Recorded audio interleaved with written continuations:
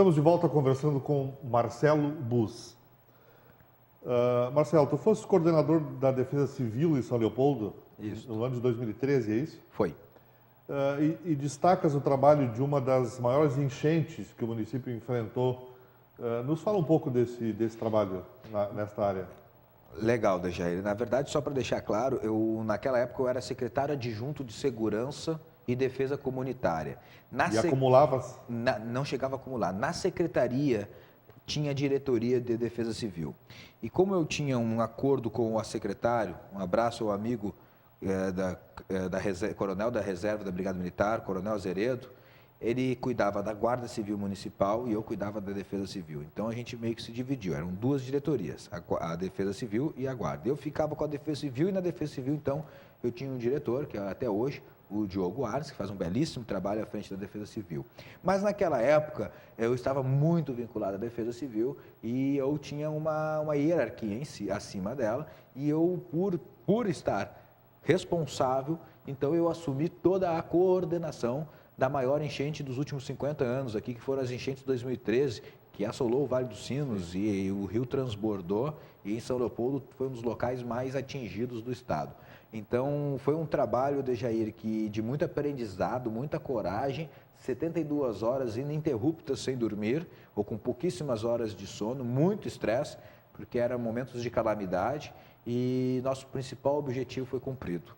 As perdas materiais eram impossíveis de evitar, mas não tivemos nenhuma perda humana. Então, foi um grande trabalho desenvolvido por toda a equipe da Defesa Civil de São Leopoldo, em parceria com a Guarda Civil, Secretaria de Assistência Social, e bombeiros, Brigada Militar e todos os... Exército também, o Exército tem uma mão muito forte naquela época. Perfeito. A nossa região, Marcelo, é tida como uma das mais violentas do estado. Infelizmente. Infelizmente. Tu fosse secretário adjunto de Segurança Pública em São Leopoldo. Como tu avalias a presença do Estado e suas forças de segurança no atendimento ao cidadão? Omissa. O Estado, de maneira genérica e ampla, não só o Estado do Rio Grande do Sul, mas o Estado, os entes federativos, eles estão botando a segurança pública em segundo ou terceiro plano. A verdade é que nós temos no Brasil uma má gestão do uso do dinheiro público. E aqui no Rio Grande do Sul, mais ainda, nós temos um efetivo da Brigada Militar muito defasado. Segundo os dados da ONU, nós deveríamos ter no mínimo o dobro de brigadianos para dar conta da segurança pública. Haja visto, Dejair, segundo a minha percepção, o estado de calamidade de segurança, que nós vivemos uma verdadeira guerra civil, velada, que se você sai na rua e não sabe se vai ser assaltado, certo? Então eu acredito que nós deveríamos ter uma imersão forte na segurança pública. Só que o problema, na minha visão, é que não adianta esperar resultados diferentes fazendo as mesmas coisas. E a gente não viu ainda nos últimos governantes, os últimos governadores, fazerem algo diferente para quebrar essa rotina. E os índices de criminalidade vêm aumentando de forma estrondosa. São Leopoldo, por exemplo, é uma das cidades mais inseguras do Brasil. Você não tem segurança alguma em local algum. É preciso fazer uma força-tarefa no Brasil, e no estado do Rio Grande do Sul, principalmente, para que a gente evite essa questão toda da criminalidade. E não são só leis, eu acho que as leis existem. O que falta é as leis serem postas em práticas. E os brigadianos, e a culpa não é da brigada, os brigadianos que estão aí no trecho, na rua, faça chuva, faça sol, são verdadeiros heróis. Eu não posso conceber como aconteceu questão de um mês e meio atrás, quando os brigadianos heróis infelizmente, foram obrigados a travar um tiroteio em frente ao hospital lá em Porto Alegre, essas pessoas serem criminalizadas. Esses brigadianos são heróis. Botaram a vida em risco com um armamento ultrapassado contra miliantes que não se sabe que tipo de armamento que tem, que não tem amor à vida, que não tem nada a perder. E os brigadianos são pais de família. Então, eu não consigo entender como que pode ter pessoas tentando marginalizar o brigadiano, que estava ali justamente fazendo a segurança pública minha, tua e de todos nós. Então, nós precisamos respeitar o trabalho da Brigada Militar, ampliar o investimento em segurança pública, equipar melhor, dar melhor armamento e condições de trabalho e principalmente aumentar o efetivo da Brigada Militar aqui no Rio Grande do Sul. Justamente sobre o efetivo, a nossa entrevista está indo ao ar na quarta-feira, hoje. Nós gravamos na sexta-feira passada.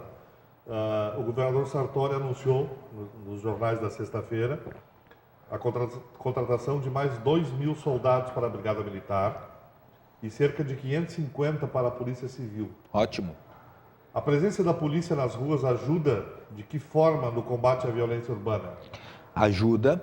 O governador Sartori recebeu um estado falido e move rios e montanhas para tentar, ao menos, minimizar as perdas que o estado do Rio Grande do Sul sofreu ao longo de 30 anos de gestão pública inconsequente. E ele está de parabéns em ter conseguido chamar mais 2.000 brigadianos, mas é insuficiente. Mas claro, melhor 2.000 a mais do que nenhum. Agora ele está de parabéns. Só que façamos um cálculo, Dejair. 2.000 brigadianos, nós temos quase 500, para a gente fazer um cálculo tranquilo aqui. 500 municípios, dá 4 por município. Que diferença faz se nós colocarmos 4 brigadianos em São Leopoldo ou 4 brigadianos em Novo Hamburgo, por exemplo? Nenhuma.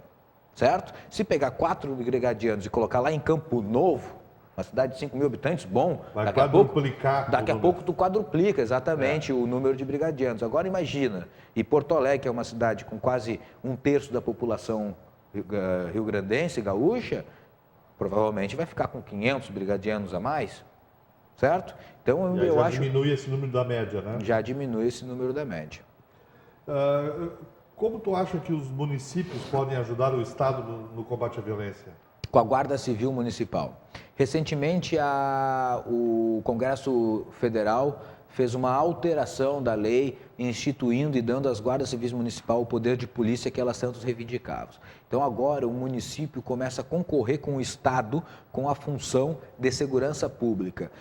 Só que, Dejair, não adianta nós acharmos que da noite para o dia agora o município vai fazer a segurança pública. Esses guardas municipais nos nossos municípios, agora eles requerem armamentos, requerem treinamentos, requerem uma série de circunstâncias, de pré-requisitos para que eles possam efetivamente ganhar a responsabilidade de ser agentes de policiamento ostensivo, certo? Então é através da Guarda Civil Municipal. Eu que fui secretário de Segurança lá no município de São Leopoldo, secretário adjunto, sou um fã da Guarda Civil Municipal de São Leopoldo, que é um corpo de funcionários públicos altamente comprometidos com a sua função, qualificados, que fazem um belíssimo trabalho.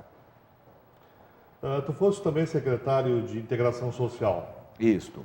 Nos fala desse trabalho, o que foi feito, que tu destacarias, e qual a importância desta secretaria para o cidadão leopoldense?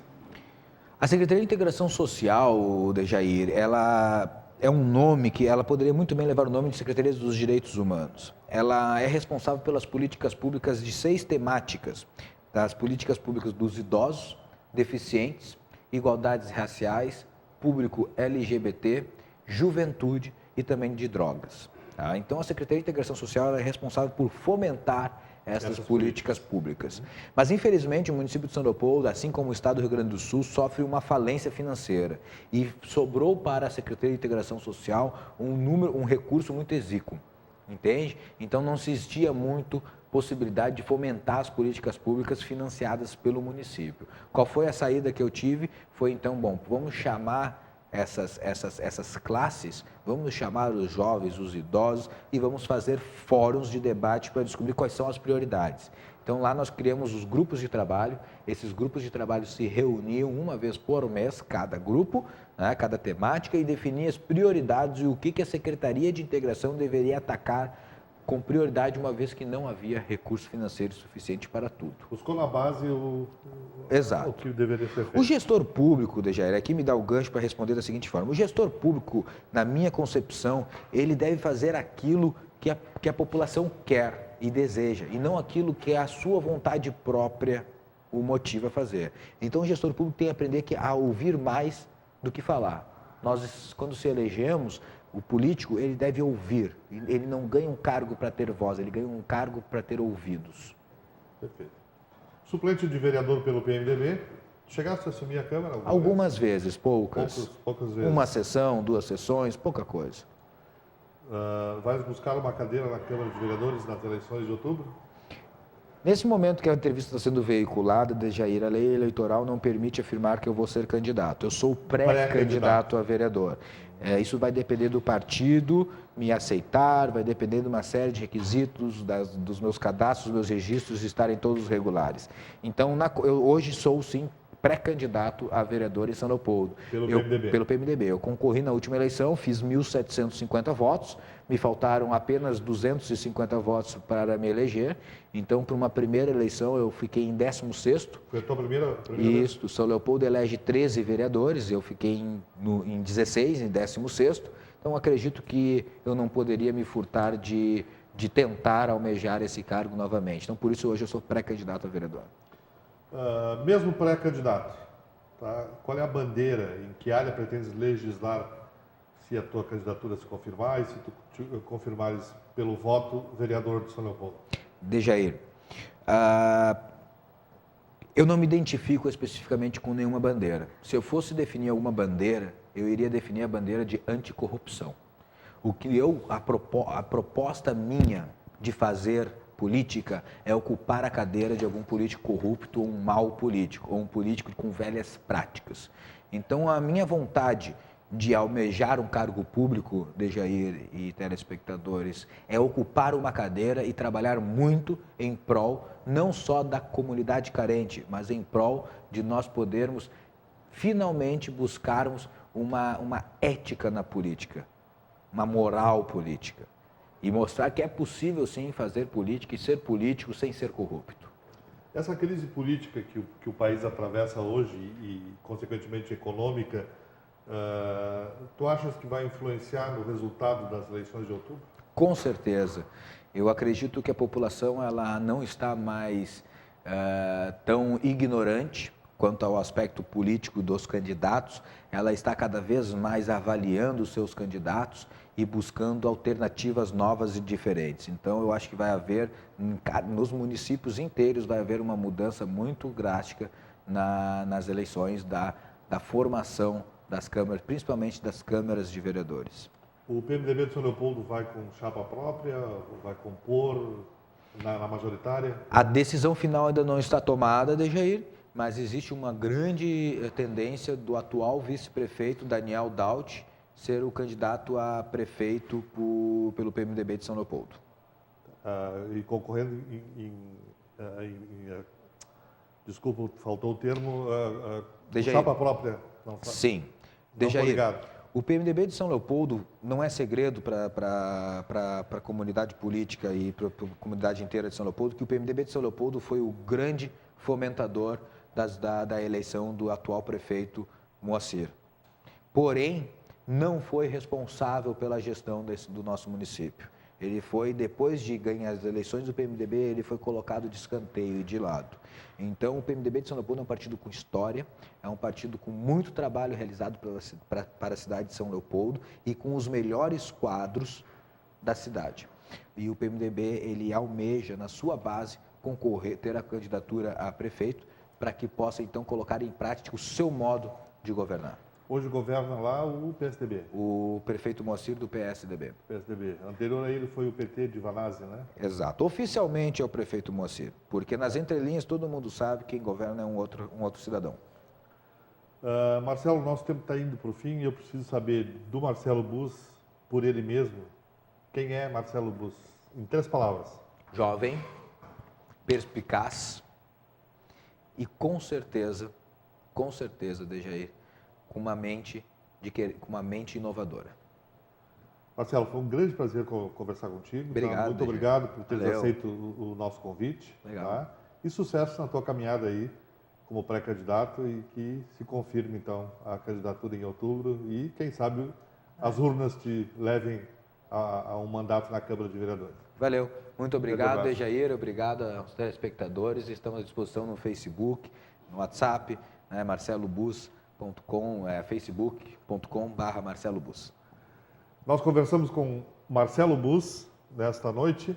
Convidamos a todos a permanecerem conosco na programação da Vale TV e, se desejarem assistir a entrevista, a reprise amanhã, logo após o nosso Jornal do Meio-Dia. Voltamos à noite, às 22h30, com mais um convidado na Conversa de Peso.